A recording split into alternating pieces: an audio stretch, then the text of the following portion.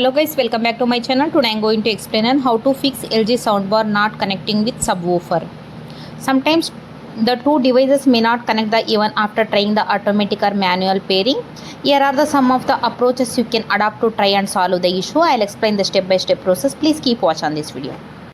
For the first, ensure that both devices are powered on. Sometimes you may have forgotten to power on the one of the device and of LED sign on your subwoofer implies the device needs to be powered on. The next one is double check if you are pressing the correct pairing buttons. Sometimes you could be pressing the power button instead of the pairing buttons. Be sure to press the correct pairing button. The third one is move the subwoofer closer to the soundbar during pairing. Apart from improving sound quality, it could be also help the two devices to connect.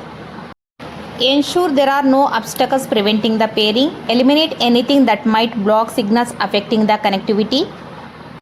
Another one is try turning the volume down. For some reason, subwoofers tend to connect to the soundbars more effectively when the soundbar volume is low. Unplug both the devices for some minute. Like humans, devices tend to get exhausted, hence need a restart if none of the above approaches tend to be a resource.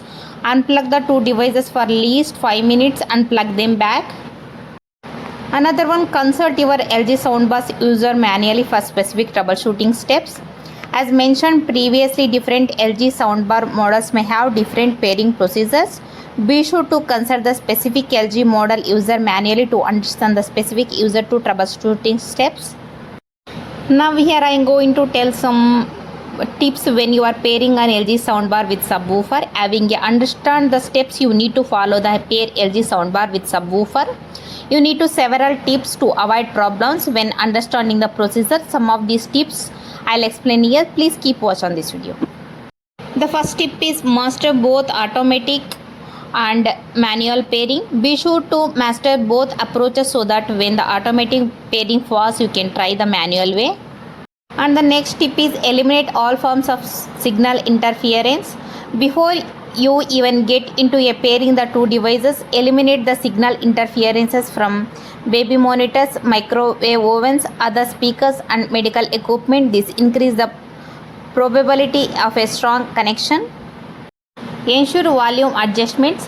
Having a high volume set in the soundbar may interfere with the connection. Ensure that the volume is lowest before you get started.